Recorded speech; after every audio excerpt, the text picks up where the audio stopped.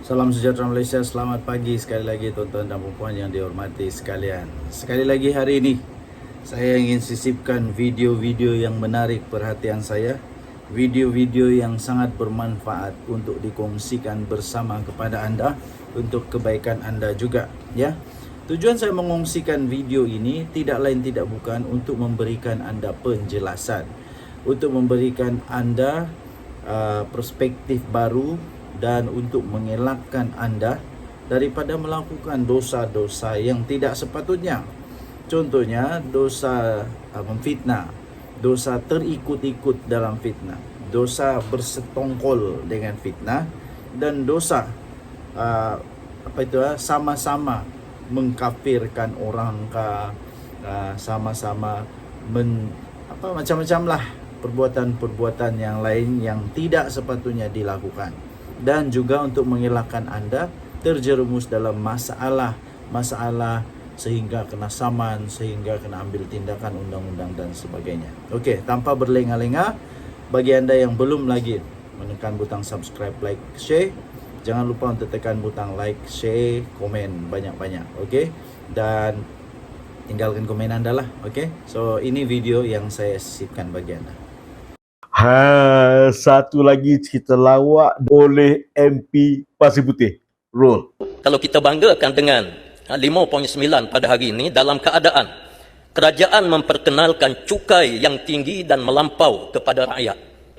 Dinaikkan cukai jualan ke atas barangan import LWG, low value goods, sebanyak 10%. Ini angka yang sangat membebankan rakyat. Kerana kenaikan ini secara automatik segala keperluan hidup rakyat ini meningkat secara mendadak. Tapi dekat mana yang lawaknya, dekat mana yang terciduknya MP Pasir Putih ni? Saya belanja video ni. Roll. Pasir Putih minta penjelasan sikit tentang low value goods tax. Ya. Saya nak tanya, adakah Pasir Putih jelas bahawa low value goods tax ini telah diumumkan dalam bajet 2022 dan telah diluluskan dalam Parlimen pada 4 Ogos 2022 pada masa Kerajaan Perikatan Nasional memerintah. Jadi ini cukai yang telah dikenakan semasa Kerajaan Perikatan Nasional. Jadi macam mana? Cukai LVG 10% diluluskan pada tahun 2022. Waktu siapa? Waktu Perikatan Nasional. Jadi MP Pasir Putih itu bercakap tentang siapa sebenarnya? Apa jawapan dia? Roll. Cukai yang telah diisytiharkan dahulu adalah 10% dan itu memang saya sebut, saya boleh bersetuju. Nampak? Terciduk habis. Inilah lawak jenaka yang hebat berlaku dekat Parlimen dimonopoli oleh MP Perikatan Nasional sama ada PAS ataupun Bersatu. Nampak? Assalamualaikum warahmatullahi taala wabarakatuh.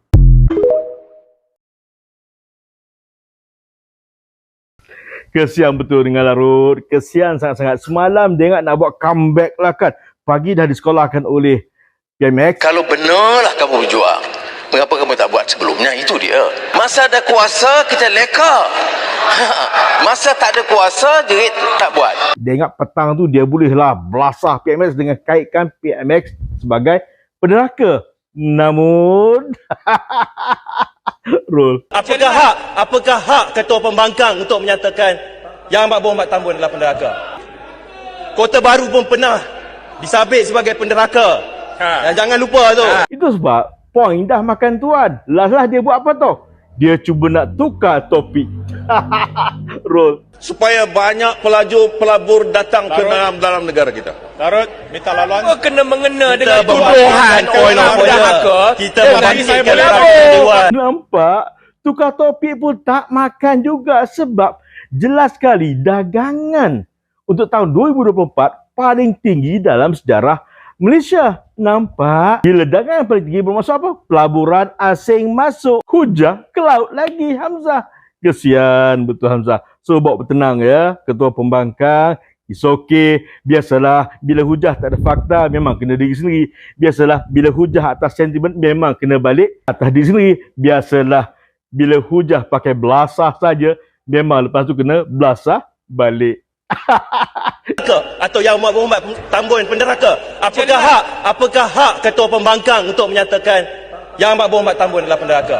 Ingat, sila semak fakta. Faktanya, pembangkang memang out of spec. Assalamualaikum warahmatullahi taala wabarakatuh.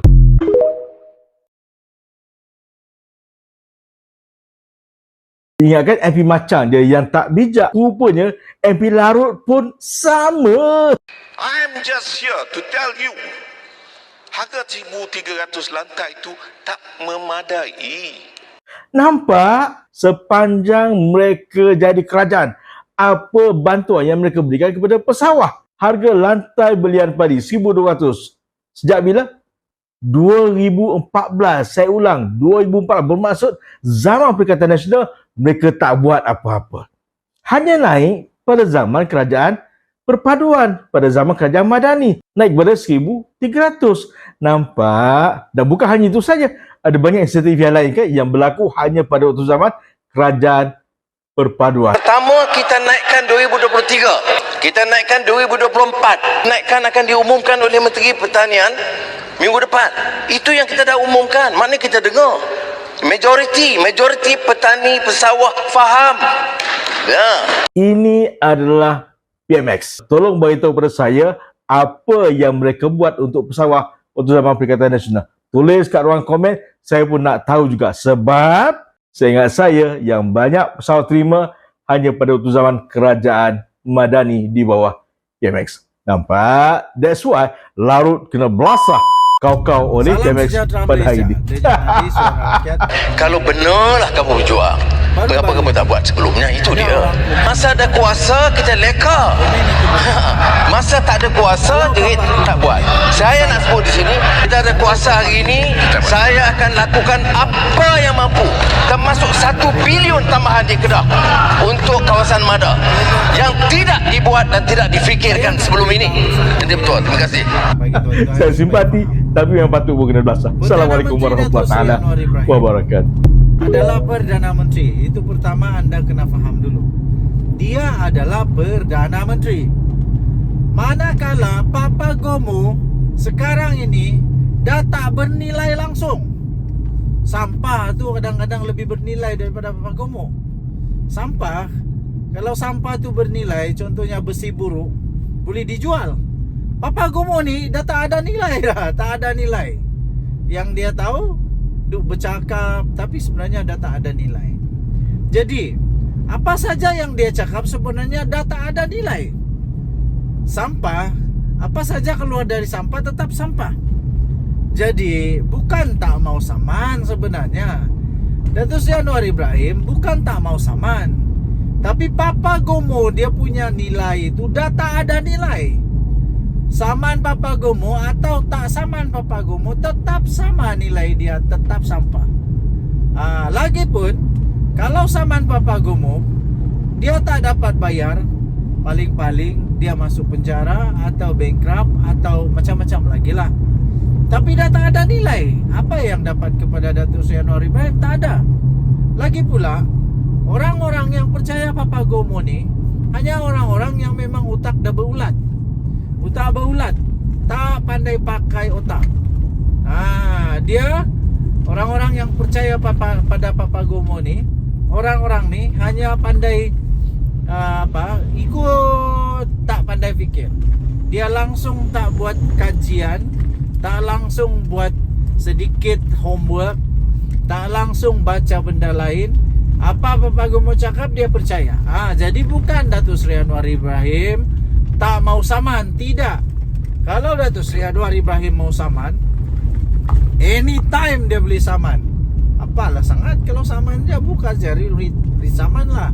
Tapi Papa Gomo ni dah tak ada nilai untuk disaman, tahu. Perdana Menteri Datuk Seri Anwar Ibrahim dia dah tak setaraf. Dah tak setaraf dengan Papa Gomo. Dulu-dulu Papa Gomo masih dengan UMNO, dia jadi orang kuat Najib Razak, dia jadi orang kuat Barisan Nasional, dia jadi orang kuat dalam bersuara untuk UMNO atau Barisan Nasional. Waktu itu hebat, betul hebat. Masalah sekarang ni Papa Gomo dah tak ada apa nilai dah. Jadi untuk Datuk Seri Anwar Ibrahim nak layan sampah macam begini, dah tak ada apa-apa nilai dah. Jadi dah tak ada apa-apa. Jadi itulah sebabnya Datuk Seri Anwar Ibrahim biarkan saja. Sebab dah tak ada apa-apa. Tiada apa-apa nilai, tiada apa-apa kesan kepada Datuk Seri Anwar Ibrahim. Yang percaya kepada Pak Pagomo ni sebenarnya tahu berapa orang. Silap-silap hanya tinggal 20-30 orang, atau paling tinggi pun hanya 1000 orang. Kalau 1000 orang saja yang percaya dekat Malaysia ni, tak dapat apanya. Tak ada apa. Jadi sebab itu, itulah pencerahannya. Jangan anggap Datuk Seri Anwar Ibrahim berdiam diri itu membenarkan, itu mengiyakan, tidak. Tapi Datuk Seri Anwar Ibrahim dah tak ada masa nak layan sampah-sampah begitu, nak layan manusia-manusia yang tak ada otak begitu, nak layan manusia-manusia yang dia punya hobi memang pemfitnah. Memang sudah tidak ada lagi gunanya. Jadi tuan-tuan dan puan, janganlah bersedih kalau Pak Pagomo undang Nasaman. Kita patut doakan supaya Pak Pagomo terus berusaha sehingga dapat disaman. Okey, kita jumpa lagi. Bye-bye. Salam sejahtera Malaysia. Denyut nadi suara rakyat bergema di channel ini. Hari ini 2 hari bulan Februari. Hari baru, bulan baru, saat baru dan banyak yang baru. Tapi Mahathir memang makin tua.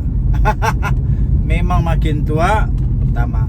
Kedua, Tak Zaid Ibrahim ni pun makin tua, makin pelik. Adakah dia buat kenyataan, dia kata lebih baik Khairi Jamaluddin masuk PAS.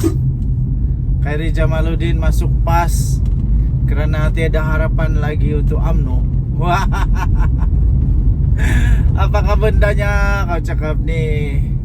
Kalau Khairi Jamaluddin masuk PAS, tahu apa jadi? Memang Khairi Jamaluddin betul-betul gali lubang kubur sendiri. Khairi Jamaluddin langsung tidak ngam dengan PAS. Itu yang pasti. Yang saya boleh jamin 120 juta peratus adalah Khairi Jamaluddin bukan di PAS, bukan. Dia langsung tidak ngam dengan PAS. Yang saya risau ialah kerana kecenderungan orang-orang yang join PAS ni, dia mula-mula bijak, betul bijak, ada PhD macam-macam. Tapi bila masuk PAS saja auto bodoh. Bila masuk PAS dia boleh jadi auto bodoh tau. Memfitnah. Itu yang kita risau. Jadi saya tidak setuju Khairi Jamaluddin masuk PAS. Kenapa? Banyak sebab, banyak alasan. Tapi satu sebab ini pun sudah cukup sebenarnya, iaitu keraguan-raguan, kerisauan saya bahawa Khairi Jamaluddin pun akan menjadi auto bodoh. Silap-silap Khairi Jamaluddin boleh jadi auto fitnah, auto pemfitnah juga. Silap-silap Khairi Jamaluddin jadi auto walaun yang tak pakai otak, yang siap bagi orang ISO lah, macam-macam lah. Lepas tu siap memfitnah, minta maaf. Lepas tu bila orang ambil tindakan sebab dah berkali-kali kata, sekarang taraf minta maaf itu dah jadi rendah, dah tak dinilai lagi, tak ada nilai lagi lah orang minta maaf. Tak ada nilai apanya. Ini Tuan Ibrahim ni pun satu. Tak ada nilai apanya. Kalau sekali okey lagi, kalau dah berkali-kali, lemak lah kan, lemak lah. Aduh. Jadi itulah tuan-tuan dan puan yang dihormati sekalian. Saya pada pendapat saya tidak setuju kalau Khairi Jamaluddin join PAS. Langsung tidak setuju kalau Khairi Jamaluddin join PAS. Sebab fikiran Khairi Jamaluddin berbeza dengan fikiran Hadi Awam, berbeza dengan Tuan Ibrahim, berbeza dengan Sanusi, berbeza dengan Rasman Zakaria, berbeza. Fikiran Khairi Jamaluddin jauh ke depan. jauh lebih moden, jauh lebih bertenaga, jauh lebih visinya untuk perpaduan negara Malaysia. Itu saja. Itu pendapat saya. Kalau pendapat anda yang lain, anda boleh tinggalkan komen. Anda nak kecam kah? Anda tak setuju kah? Anda seronok kah Khairy Jamaluddin masuk PAS? Terpulang kepada anda. Anda boleh tinggalkan komen. Denyut nadi suara rakyat bergema di channel ini. Jangan lupa tekan butang subscribe, like dan share. Malaysia kita punya, cintai Malaysia aku, kita jaga kita. Kita jumpa lagi, bye-bye.